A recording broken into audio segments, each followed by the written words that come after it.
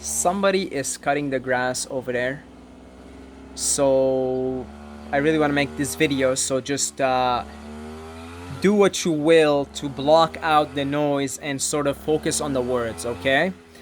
Here, I'll bring this closer so you could hear the words better maybe. So, ever since coming to Southeast Asia, I haven't exactly been eating like a saint. I haven't exactly been eating optimally. You know, I mean, if you travel, you go to a new country, you're gonna want to experience the different foods, you're gonna want to experience the different restaurants. You know, wherever I go here in Thailand and even in Myanmar, they always have these delicious, vegan restaurants. They make these delicious meals, and they're, like 1/3 the price of a similar meal in, say, Canada or America. So it's been fun trying different foods. It's been fun going to restaurants, because in Canada I couldn't afford going to restaurants. I couldn't. It's too expensive. So here I come here and it's a different currency, and the everything's cheaper, and these vegan restaurants with the yoga posters and everything, they look so nice. So you go in there and you try different pretty delicious meals. So now what would be optimal? Optimal eating would be fruits, period. And I have come to find that out recently, and I'm going to explain to you. Not via intellectual knowledge, not via mental awareness or having the right information, purely via experiential means. Because I went to this meditation retreat, the Vipassana. I stayed there for 5 days, and they offer you 2 meals, and it's vegetarian. And relatively simple meals, cooked meals, relatively simple, and they have some fruits also, usually bananas on the side, and sometimes watermelon. So they give you 2 meals. So because you're in a meditation retreat and you're meditating 10 hours a day, so breakfast is at 6:30 a.m. So you go eat breakfast, and then it's back to meditation for 4 hours in a row. So guess what? You're going to be hyper aware of your digestion, of how the food feels, and everything related to it. Because, I mean, after all, you're sitting down for 4 hours, you just ate a meal. What else is there to do but observe? I mean, you're supposed to be observing the sensations in your body, right? So you observe what's going on in here. Very, very useful. So I'd eat these meals that they offered us, which are, by the way, delicious. And again, relatively simple. And then I would sort of see how I felt.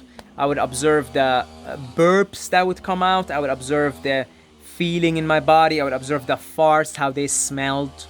And then I would observe, the next day, how the shit came out. Did it come out smoothly? Does it feel like there's still more stuff stuck? How did it smell? The smell of your shit reveals a lot about it. So I would really, you got nothing better to do. Yeah, 10 hours of meditation a day. Nothing better to do. Okay? So I did that. And I left 5 days in, but I had to wait for my friend 6 more days. So I proceeded to do the exact same thing in those 6 days, because I was just laying around in my hotel catching up. And every day I would go to this unbelievable restaurant. And they served all kinds of meals, and they served, vegetarian meals and vegan meals. And so this restaurant is just, my God. We discovered it before the retreat, me and my friend. And so I would sort of go there every day. And they had this magnificent biryani meal, vegetable biryani. Because in Burma, in Yangon specifically, they have like an Indian community and a Muslim community and the Burmese. So they have an interesting culture, and so the cuisine is very interesting and mixed up. So they had these Indian foods, and again, this vegetable biryani, according to my friend who loves to go to restaurants, that's what she always does when she goes to cities. First thing, she goes to explores the restaurants. She said this is the best food she ever ate. Which it's absolutely delicious. So I would do the same thing. I would eat these foods, and I would sort of observe how I felt, how am I burping, how am I farting, What's the smell of my armpits? What's the smell of my sweat? I would just sort of observe how the food is sitting in my system. This was after leaving the retreat, and again, I had nothing better to do. So in a way, I was still meditating, but in the hotel, in a more comfortable environment. So I would also run these experiments. I did this in the meditation retreat because they did offer bananas and watermelons, where I would just for a day eat just fruits. Like one day in the retreat, I ate just bananas and watermelons. And I would do the same thing. I would sit down, I would sort of observe the burps, the how it felt in my body, how did it smell, how did the fart smell, and then how did the shit smell the next day? Did it all come out, etc., etc., etc. And so I was sort of a scientist observing in that manner. And I ran a similar experience also when I was waiting for my friend in the hotel. So I would sort of just eat fruits for 1 day or 2 days, and I would see how everything was feeling, okay?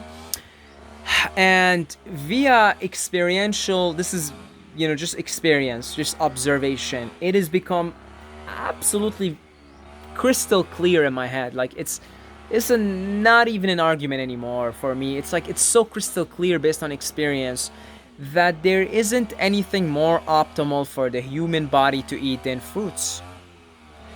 Because, let's say you just eat bananas. You're going to have, burby banana burps, okay?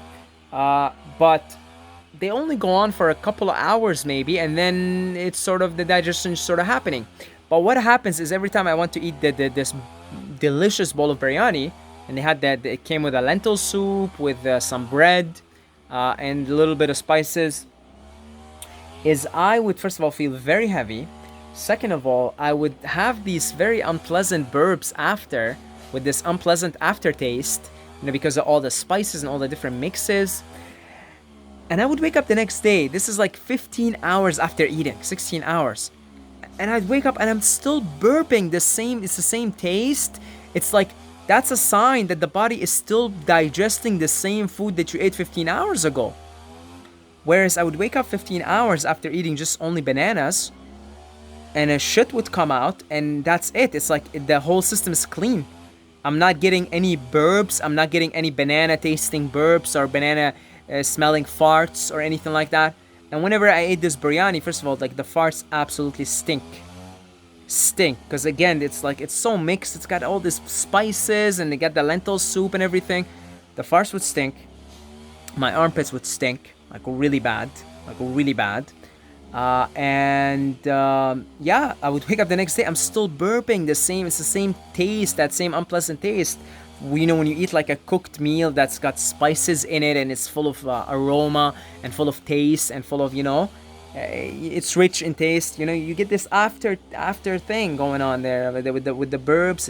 It's weird, and it keeps going on. Next day, I'm up. It's still the same thing going on. It means the body's still digesting the food. Whereas if I ate only fruits, next day I wake up 15 hours after eating. See, we just got a banana burp. I just ate bananas like an hour and a half ago. So, what I was saying, yeah. So, but again, with like just bananas or just fruits, I'm good. Shit already came out. Like, I'm good. I'm empty. I'm good. There isn't even any burps coming up. There isn't anything pleasant. I feel a fullness of release from my intestines, like fully gets released. Whereas again, if I ate this other food, this cooked foods with again the spices and everything, first of all, the shit came out stinking like you wouldn't believe, like just nasty, and I would feel like only half empty. I feel like there's still stuff stuck in there, which there is. So I would use an enema to get the rest of the stuff out. Okay, so I observed that for a good 12, 13 days. That was my job, basically. Is to just, because I just had nothing better to do, is just observe the effects of different foods on the body.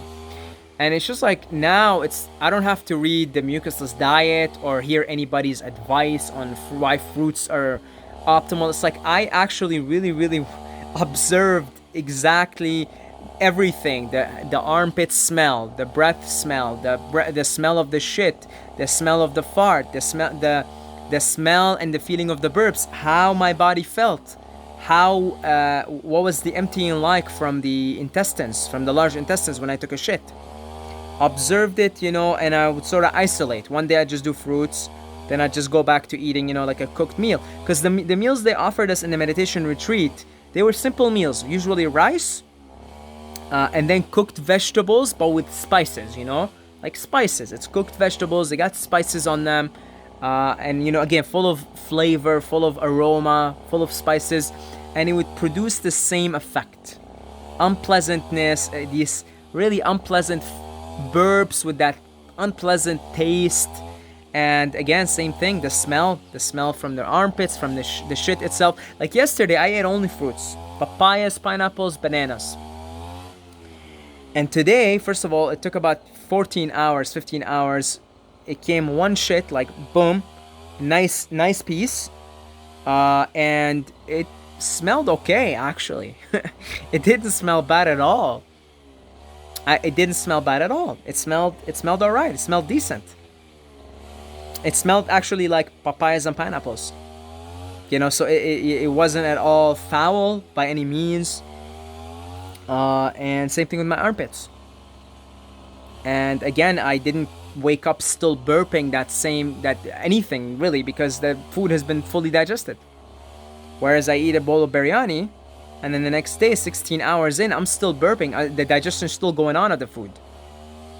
It's big difference, really big difference. So through that observation that I did for a good, 2 weeks, let's say, because I kept doing it after. I'm doing it now. So more than 2 weeks, because I spent such great depth of detail of observation, just seeing what's happening. I'm still doing it now. Like, I'm still sniffing my shit, sniffing my farts, as romantic and as charming as that sounds, ladies, right? So I was doing all that, and I'm still doing all that, and it sort of verifies for me experientially which foods are more harmonious with the human body. And through that, I'm pretty convinced of what I should be primarily, if not always, eating at all times. And so I believe through these experiential means, I am having a pretty easy time now, because I'm back on just eating pretty much fruits, maybe a little bit of almonds here and there. An avocado is considered a fruit, right? And it's just sort of now doesn't really make much sense for me to eat anything else. As delicious as those foods are, I really don't like the smell of that foul shit that I take after the next day. And I don't like the feeling of being half empty in my intestines, having something stuck in there and having this sense of inflammation. I don't like it. I don't like it. I have to ask myself, is the payoff worth it? Is this beautiful experience of eating this delicious food, is it really worth the trouble? Is it really worth the stinky shit, the stinky armpits, the heaviness, the long period for digesting the food?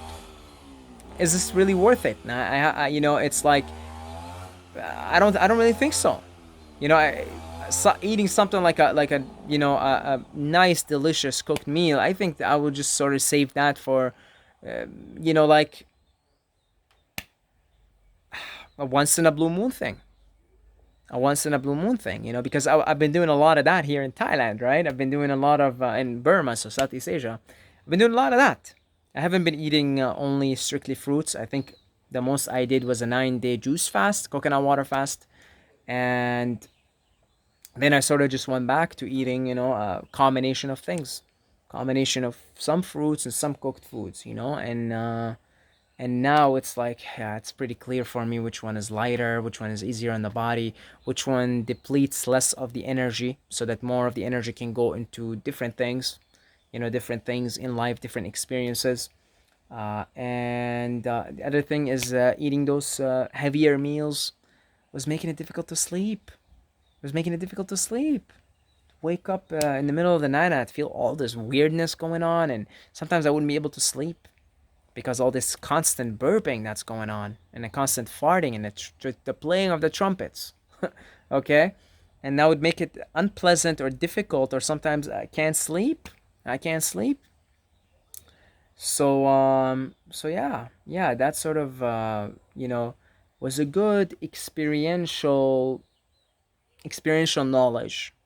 I know it now experientially. It's like if I go to a restaurant and I eat a meal now, I could look at the meal and be like, okay, Saeed, you know the concept, do you want to pay the price? I could look at it and be like, okay, you know what's gonna happen? You're gonna eat this, it's gonna be delicious, and then your armpits are gonna stink, your shit's gonna stink. You're gonna wake up tomorrow still burping this unpleasant, aftertaste, and then you're gonna be heavier. Your sleep is gonna be more difficult. You're gonna have to sleep more tonight. You probably wake up tomorrow with a headache, and it's good. So I'm a big fan of just fulfill all your desires, right? Don't deprive yourself of anything. If you want to eat anything, go and eat it. Go by all means. I've been eating whatever I wanted for the last 2.5 months. Been here almost 2.5 months. Say 10 weeks. I've been here, for 10 weeks now, and I've been eating whatever I want. If there is some I want, I go a buffet, whatever. I've been eating whatever I want, really, and it's because I've been eating whatever I want, and I've been sort of feeling the effects on my body, feeling the effects of the foods, observing them, sniffing all over. I'm pretty convinced now. I could say I'm pretty convinced that I would like moving forward to just primarily eat fruits. Pretty convinced of it. It's like I don't have to try anymore. Before I was trying. I still had these incompletenesses, if you will. Like I still want to try this and that, and I want, you know. But now it's like, all right, we've been through this now. We've observed this very much on a deeper level, experiential level, because I had nothing better to do again for those 10, 11 days during the retreat and in the hotel. I really had nothing else to do. Absolutely nothing else to do except for that. Okay, so yeah, this is something I wanted to share with you guys. And I think the moral of the story isn't so much that fruits are the most optimal foods. That's something you're gonna have to verify for yourself. But I think the moral of the story is do not deprive yourself of anything. Just because somebody told you that a fruit diet is the most optimal diet, okay, you take it, you take the information. Uh, you still have desires to eat different foods, to try different things, go ahead, try them, but just be observant. Eat whatever you want. Go and have a ball. Go to your friend's going to a restaurant. Go with your friend. And don't deprive yourself of anything, because if the desire is still in you, the music is still in you, there's that resistance, there is that seduction. And I can honestly say I don't feel seduced by these foods. I don't want to say totally anymore, but I feel much stronger, much more, not stronger, much more convinced now about eating fruits only. I wouldn't say the seduction is completely gone. I wouldn't say I'm never gonna go to a restaurant, maybe have myself a bowl of biryani if it's that delicious or something. I'm not saying that's never gonna happen, but I'm saying I'm just much more convinced now. It's like, okay, before I was doing the fruits and eating the fruits because, I had gained all this great knowledge and information from the mucusless diet system, Arnold Ehret, and many people, Dr. Robert Morse, John Rose, all these people. And that's sort of why I was doing that. And so I knew that this is the best food, like on an intellectual level, you see, but not on an experiential level yet. And there was certain foods that I still needed to try, that I had to try, and I had to really go in here and observe. Now it's like, I know what's up. I know what's up. And so the moral of the story, again, don't deprive yourself of anything. Go and experience whatever your soul wants to experience. Just be an observer, be a note taker. Observe and note take. There's no rush here. Worst thing that gonna happen is this. You eat a heavy meal, you don't feel so good. 24 hours later, that meal has been largely processed out of your system. Maybe 48 hours, fully, if we're talking fully. So it's not the worst thing that can happen. What is important is if you say you eat something and you're like, oh, man, I shouldn't have eaten that, or that's too heavy or too much. Just observe now. Just be an observer. I mean, within 48 hours, again, those effects, especially if you get back to eating a proper diet, fruit-based diet, in 48 hours that stuff will be out of your system. It's not a problem. So it's, again, what's the worst that's gonna happen? Oh, okay, my body will deal with it and process it maximum within 48 hours. So it's not bad. Okay. So thank you to all the Patreons for your support. Here's a big kiss for every single one of you, 28 of you right now as I'm speaking. 28 lovely, beautiful people. If you'd like to join us, contribute a couple of bucks a month, help this asshole do this full time. It's butterflies, man. I love butterflies. If you want to do one-time donations, I really appreciate that as well. If you feel like these videos have helped you in any way and you would like to contribute in that way, always appreciated. Everything's appreciated. I love you guys, and until next time, may the force be with you.